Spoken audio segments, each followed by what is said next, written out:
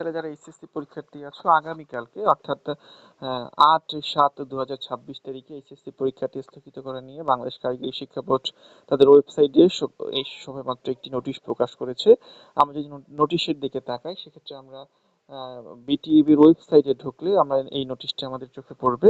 সেটা হচ্ছে বাংলাদেশ আন্তঃশিক্ষা বোর্ড সমন্বয় কমিটির নোটিশটি আসলে কি বলা হয়েছে আমরা যদি আপনাদেরকে জানাই যে তারিখ মূলত নোটিশটি প্রকাশ করা হয়েছে ৭/৭/২০২৬। বৈরী আবহাওয়ার কারণে আগামী ৮/৭/২০২৬ বুধবার এইচএসসি আলিম, এইচএসসি বিএমটি অর্থাৎ business management technology, HSC vocational ও ডিপ্লোমা ইন কমার্স পরীক্ষা ২০২৬ স্থগিত প্রসঙ্গে অর্থাৎ আগামীকালকের পরীক্ষা স্থগিত করা হয়েছে শুধুমাত্র চট্টগ্রাম এবং রাঙ্গামাটি জেলার অর্থাৎ দুটো জেলার।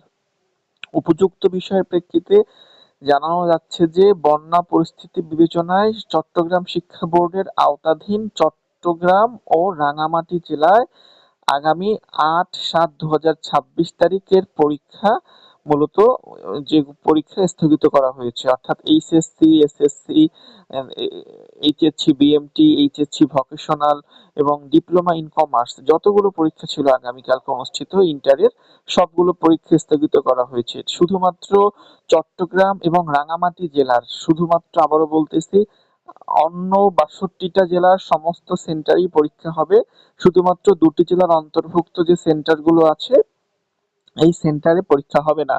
অন্যান্য শিক্ষা বোর্ড এবং চট্টগ্রাম বোর্ডের আওতাধীন কক্সবাজার, বান্দরবান, খাগড়াছড়ি জেলার উক্ত তারিখের পরীক্ষা যথারীতি অনুষ্ঠিত হবে। এটাই কিন্তু সবথেকে ইম্পর্টেন্ট কথা। অর্থাৎ শুধুমাত্র চট্টগ্রাম এবং রাঙ্গামাটি জেলা ব্যতীত চট্টগ্রামের যতগুলো অন্যান্য জেলা রয়েছে অর্থাৎ কক্সবাজার, বান্দরবান, খাগড়াছড়ি প্রত্যেকটা জেলায় পরীক্ষা হবে।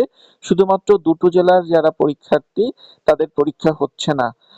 এরপরে বলা আছে যে এই যে স্থগিত পরীক্ষার পরবর্তীতে সময়সূচি জানানো হবে।